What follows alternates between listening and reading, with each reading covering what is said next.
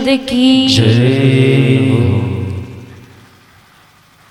आज राम जी सुनैना मैया से कहते हैं, मैया मैं आपका बेटा हूँ और यदि मुझसे कोई अपराध हो गया हो मैया तो मुझे पुत्र समझ करके क्षमा कर देना।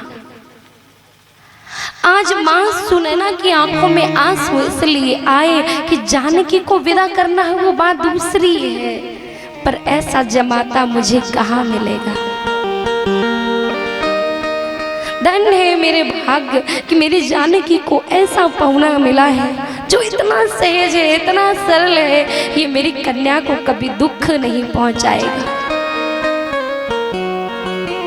राम जी ने आज्ञा ली माँ से, चारों दूल्हा सरकार प्रणाम करके आज्ञा लेते हैं और इधर सखियां माँ को तैयार करती हैं विदाई के लिए।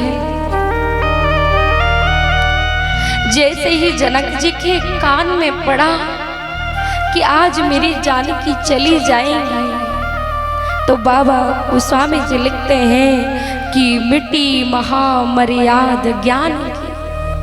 जिसको विदेह राज कहा जाता है वो भी बिटिया की विदाई में अपने ज्ञान को नहीं रोक पाया और उसके प्रेमाश्रु बिलक बिलक करके फूटने लगे।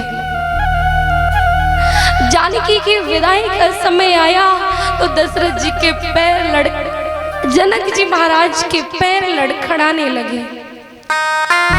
आज एक स्तंभ पकड़ लिया है जनक जी ने और फूट फूट करके रोने लगे।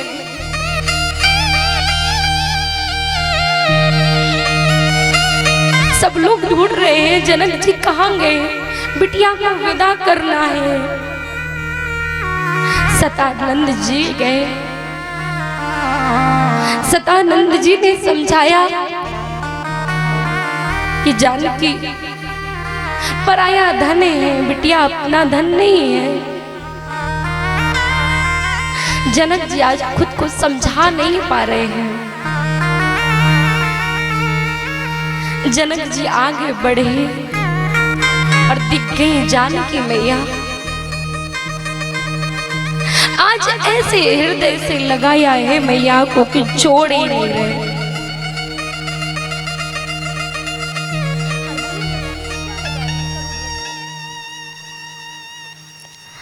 आज इतना दुख में है कि मैया को छोड़ नहीं रहे। एक पिता जीवन भर कठोर बना रहता है, कभी नहीं रोता। जीवन में कितना बड़ा संकट आ जाए वो अपने आंसू छुपा जाता है, लेकिन कठोर से कठोर पिता भी जब बिटिया की विदाई करता है तो वो अपने आंसू नहीं रोक पाता। जो जीवन में विदेह है, देह से परे है, ऐसे जनक जी महाराज भी आज जानकी को छोड़ नहीं रहे हैं। माँ सुनैना आगे आई है।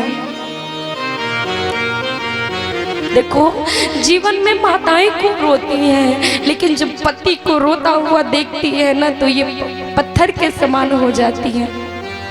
यदि मैं रोऊंगी तो मेरे पति को कौन संभालेगा, मेरे पुत्र को कौन संभालेगा।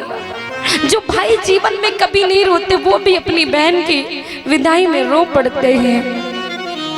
आज जनक जी महाराज इतना रो रहे हैं, मैया सुनैना समझाती है कि महाराज बिटिया को विदा करना ही होता है। आज मैया जानकी को सीख देती है कि सास ससुर गुर सेवा करो, अपति रुख। केवल राम जी का रुख देख करके ही तुम सारी बात समझ जाना सीता। और पिताजी कहते हैं बेटी बाबुल की दुआएं लेती जा, जा तुझको सुखी संसार मिले।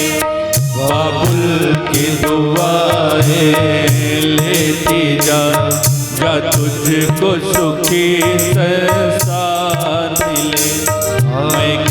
कि कभी ना याद आए ससुराल में इतना प्यार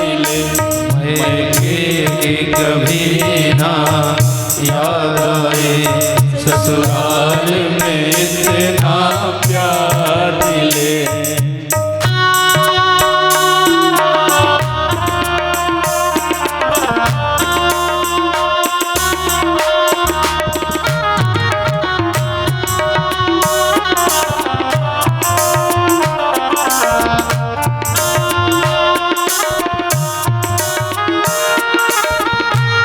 आजों से तुझे पाला मैंने, कलियों की तरह फूलों की तरह।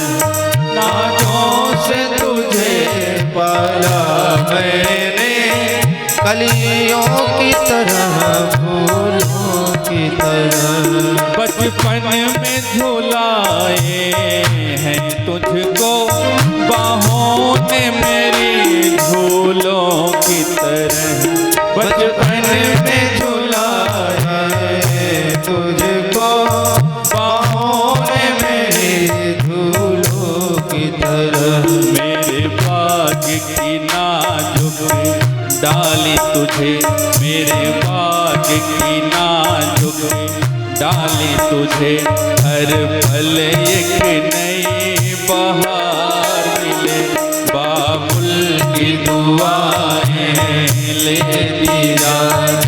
तुझको सुखी संसार मैं कि कभी ना याद आए, ससुराल में इतना प्यार मिले।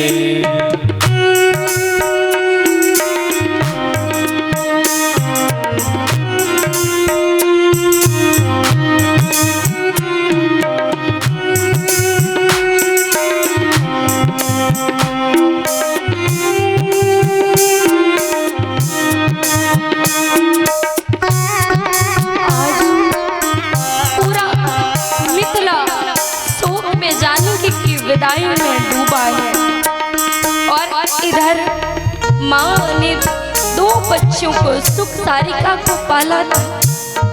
उन्होंने देखा वो भी रो पड़े। हे सीते, हे सीते।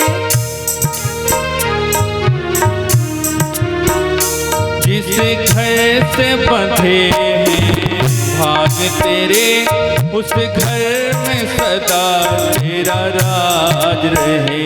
जिस घर से बंधे हैं भाग तेरे, उस घर से सदा तेरा राज रहे। होठों पे हंसी की धूप खिले, माथे पे खुशी का ताज रहे।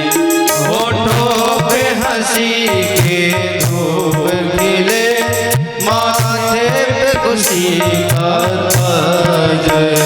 कभी जिसकी ज्योत ना भीगी हो, कभी जिसकी ज्योत ना भीगी हो, तुझे ऐसा रूप सिंगार मिले। बाबुल की दुआएं लेती जा, जा तुझको सुखी संसार मिले।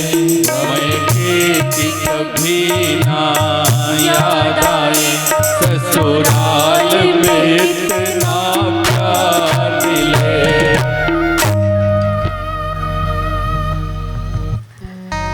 आजकल सभी लोग अपने बेटी का विवाह करते हैं। रामचरितमानस में देखिए बेटियों को संस्कार दिया गया कन्यादान के साथ। हम लोग विवाह तो करते हैं पर संस्कार नहीं दे पाते।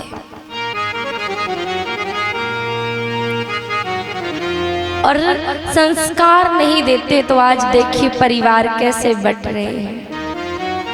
वही सीख आज मैया जानकी को देती है सुनैना मैया कि सास ससुर गुरु सेवा करे ही।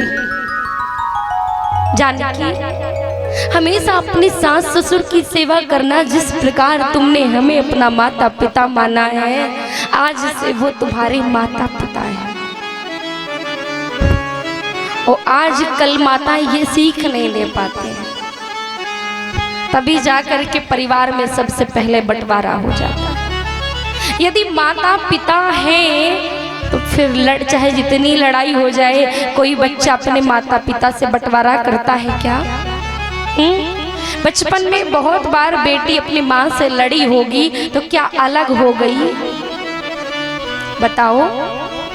बचपन में बहुत बार बेटा लड़ा होगा अपने माँ बाप से तो क्या अलग हो गया?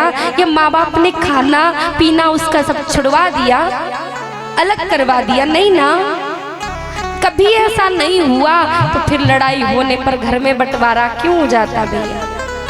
रामचरित जोड़ने की कथा है, तोड़ने की कथा नहीं है। और मैं तो ये कहती हूँ कि 4 बर्तन है तो वो खड़केंगे जरूर, साथ में रखे जाएंगे तो टकरार होगी, आवाज होगी। इसका मतलब ये तो नहीं है कि एक को अलग रखोगे एक को अलग रखोगे। हाँ, लड़ेंगे झगड़ेंगे पर प्रेम से रहेंगे भी, यही जीवन है। और ज्यादा हम भावों में नहीं जाएंगे आज, क्योंकि अगर मैं भावों में चली गई तो फिर आपको कथा प्रसंग कौन आगे ले जाएगा। तो आइए हम मैया जानकी की विदाई, यहाँ पर जनक जी महाराज ने मैया को विदा किया है। खूब धन वैभव दे करके, संस्कार दे करके मैया ने विदा किया है। और इधर श्री जानकी जी अयोध्या में पधारी है।